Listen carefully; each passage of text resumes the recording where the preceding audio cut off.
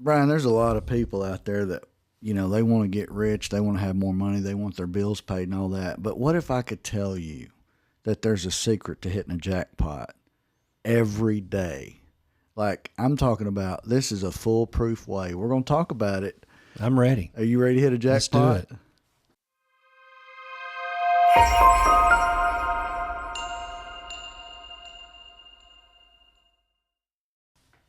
Bubba Love, I hit the jackpot the other day. Tell me about it. Well, you ever have like one problem after the other, and then you have another problem, and you have three problems Stop. before you have 10? I'm reflecting. Yeah, you're starting to get stressed, Yes. ain't you?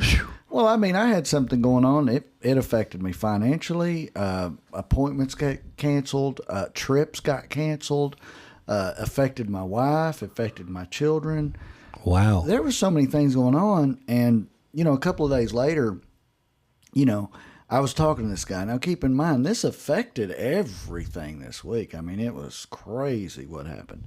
And, I was trying to encourage this guy, and I was talking to him about, walking in the Spirit and, just, keeping your focus on what's important and what's not important and, not thinking so much of what's not important and everything.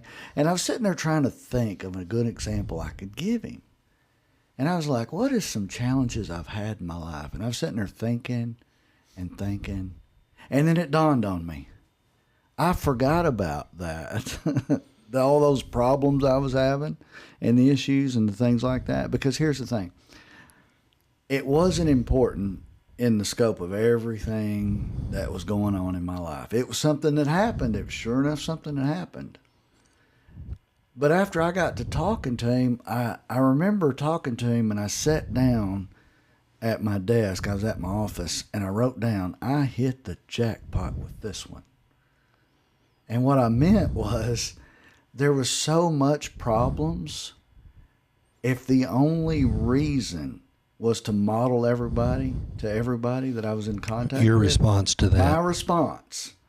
And the bad stuff I wasn't going to say, and the mean stuff I wasn't going to say, and the irate and the just losing it I wasn't going to do. Then it was the jackpot. There was not a better situation. Like, I couldn't have conjured up a better situation to show everybody, see, when you have problems like this is how you keep your cool. You still carry on. You still, care and love for your people. You still model to the people that's causing the problem. So out of 6 things that happened, you got a 6 out of a 6. You didn't get to stop at 1 and then mess up on 2, but pick back up on 3 and slowly decline on 4, and then 5 and 6 you finished strong. Right. So I got to thinking about it. I was like, man, these are jackpot moments. And, most people don't think of problems as jackpots. I'll give you another example. There was a guy that I was talking to, and he overreacted to one of his employees. And, it was enough to make just about anybody mad. Just about people listening to this, somebody was poaching his employees. And then, lo and behold, his best employee comes to him and says, hey, man, I've been talking to this guy about this position, and he's offering me a lot more money than you're paying me. And instead of hearing the guy out, he's like, fine, do what you want to. And he turns around and walks off and gets mad.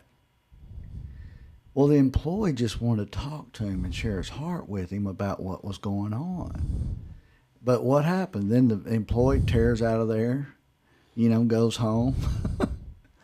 They end up, text messaging each other and trying to, air it out and everything like that. But turns out they have started meeting together. That's great. Really intimately close about their hearts and situations. Something they used to do, but they stopped doing. I told that guy, I said, dude, you need to send him a thank you card and a bundt cake, and tell him how much you appreciate him getting us closer together as an employee and an employer. Because if it wasn't for that situation, that wouldn't happen. Well, if you look at it this way, he didn't know that his intentions was just to be heard.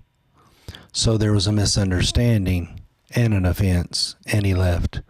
But he still would have had the same opportunity to respond respectfully and say, I'm here for you. And if the guy had ulterior motives just to work his boss for more money, he still had a chance. He's going to still respond. How that it didn't matter what the response, what the employee was trying to do.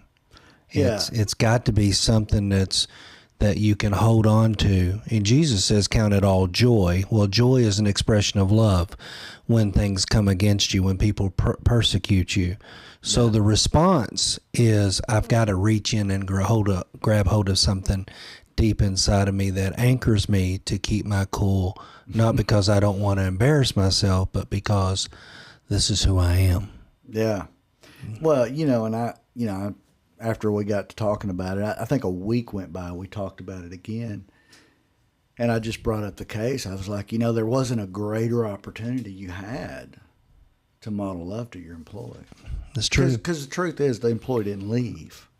The truth is everything's better now. But if we would approach situations like that, knowing, he even used the scripture. He said, I know God works all things out for the good. I know that. I know that. But I just couldn't see it in this situation. But if we would really know that and believe it in our hearts, then we'd be like, man, let's go have a cup of coffee, man. Let's talk about what's going on. Let's get a pulse on your heart here. That's a whole nother mindset that people want to have, but not quite sure how to get there and what's it going to cost me to have that. In the whole New Testament, Paul makes it very clear, in order to walk out your faith, you're going to have a mind change. The transformation part of what Jesus did on the cross for you is great, but your mind's not renewed. And he says, I beg you, by the renewing of your minds. And so changing the way you respond, because our first response is an allergic reaction. For most people, it's an allergic reaction. And that allergic reaction is whatever I'm feeling at that moment. And I was listening the other day on social media. I was watching, and someone played, Jesus was wrongfully stripped naked, beaten to be unrecognizable, and literally all he asked for was a drink, and then they gave him something sour. With all that pain that he was operating in, with asking one request, and they give him something sour or bitter, he could have chose that moment to be absolutely, I'm done. And Jesus modeled what it looked like. He said, Father, forgive them, for they know not what they do, or know not what they say. So oftentimes, expressions of love are not as easy to be our first response. But the good news is you don't have to stay there. You can just say, Lord, today, whatever happens, if it happens, please, I don't want to break your heart with my response. I don't want to do this. I just want to model what you're doing in me and where I'm growing. And then every day. Well, you definitely got to practice it. Well, the one thing in the Bible, because the Bible is very clear, the New Testament's very clear about being self-centered, self-focused, self-righteous. Everything is self. Even your old self-life in Galatians. The only way you can use yourself is when you use self-control. That's the ninth gift of the Spirit. Ninth fruit of the Spirit is self-control. And if you struggle with all other 8, but you can model self-control, you get people's attention if you just model self-control. If that's all you did. Because self-control is saying, I'm controlling my response to something. And that really gets people's attention. That screams, what in the world are you taking? What I want to, or whatever you're having. What makes you why did you not react that way? And you did that. You had 5-6 opportunities last week to do that. Yeah, there was a few. It's like anything, you do in the Lord, is going to take cultivating. I mean, you're not just going to wake up one day. I mean, I know what I'm talking about. What we're discussing is not easy. I mean, it's the last thing you want to do sometimes is say, well, hang on, let me take a 10-minute or a 10-second breather. Hang on, okay, because you just made me really mad.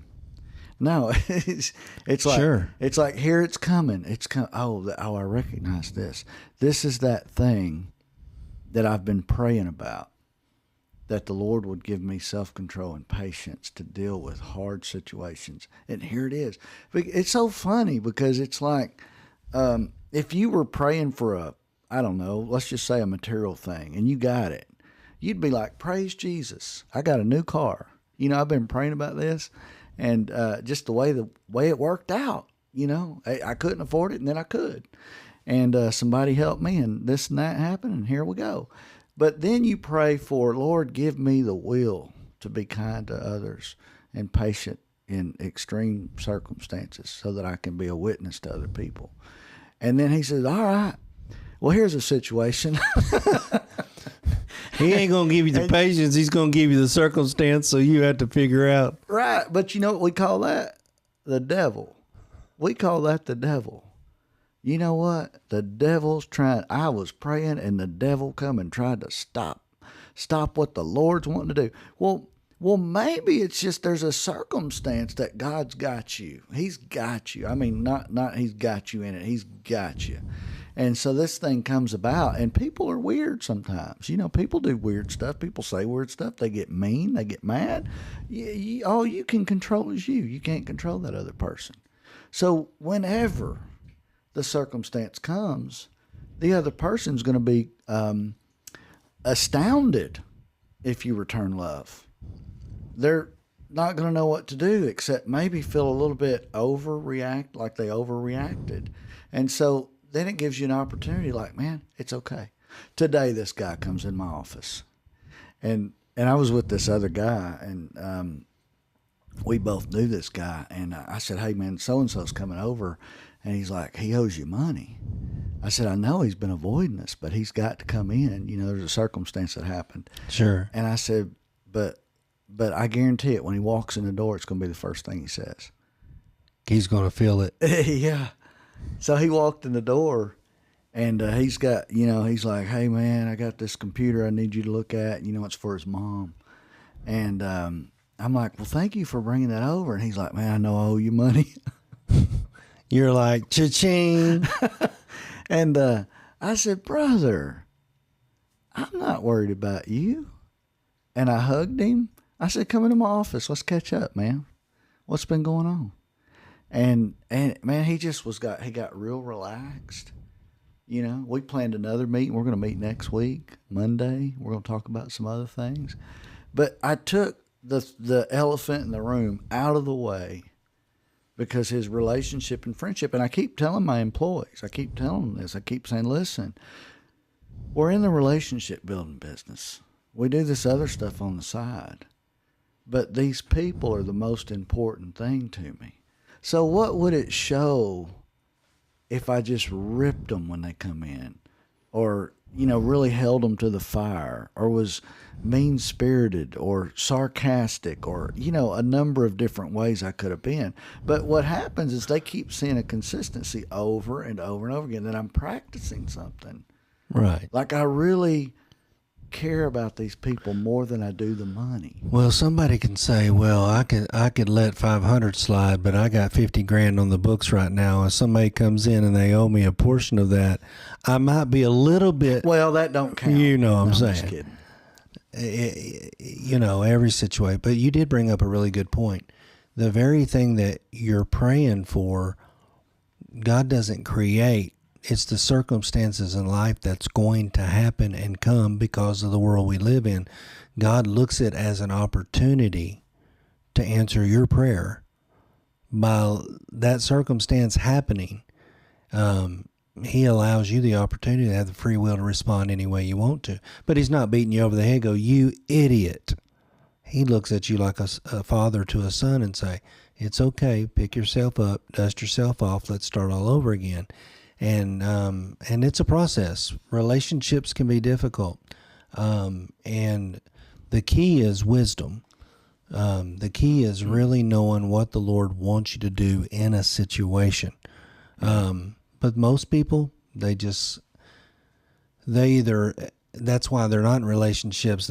Anything that creates an issue, they back away from. And if worst case scenario, they have to grin and bear it and go through it. What I love about what you said at the very beginning, if people would just coin this phrase when you start your day off, Lord, will I have an opportunity to hit the jackpot? And if they do, then they will see circumstances as an opportunity. So I'm ready. Yeah. I want to hit the jackpot. How many bad things can happen to me today? Oh dear God, I'm going to lean in because the Holy Spirit lives in me, and whatever I need, I just yield to, and He'll give it to me. Yeah. Well, John Maxwell talks about something called EQ, and I don't know why it stands for this, but it stands for emotional intelligence. And it's the ability to recognize your own emotions and the emotions of others around you. Yes. So I knew what this guy was going to be thinking when he walked in. I had the forethought to, you know what I'm saying? Sure. And we've all been there. So we've been on that other end. Exactly. We've been in his shoes before. And it's something that, he talks about can be developed. So you can actually practice this. You can actually, as a Christian, I think we ought to be trying to figure people out anyway. We see somebody going through something, and it doesn't take a rocket scientist to figure out, man, something bad happened to them. I don't know what it is, or maybe you do. I don't know. But you can just kind of get a feel for people. But I know you can look at people sometimes and get an emotional feel for them, but some people don't care. So you're going to have a desire, for one, to want to be better at this and to develop, recognizing situations so you don't get blindsided. Because what we're talking about here is not being blindsided by the enemy for what God wants to use for the good. And sometimes, a lot of times, he'll take what the enemy meant for the bad and he'll turn it into the good. He is an expert at that. So, bad situation, boom, I got this. I mean, God's hitting the jackpot all the time because he's like, watch this. You see this? Watch it. That's my boy right there. Watch this. And then he hooks us up. And next thing you know, we're praising Jesus because this bad situation turned into a life-giving situation. We've talked to people that are dying of cancer and get to the end of it and say, this is the best thing that ever happened to me. My kids have come to Jesus. My husband's come to Jesus. That, Bubba, is the jackpot. That's the jackpot. So I enjoyed it today. Let's do another one. We hope this episode of the Called to Love podcast has enriched your life and offered valuable principles to apply on your personal journey. Please explore our website at www.calledto.love for more information and to share your feedback with us. Until our next episode, may you find peace and love. And always remember, you are called to love.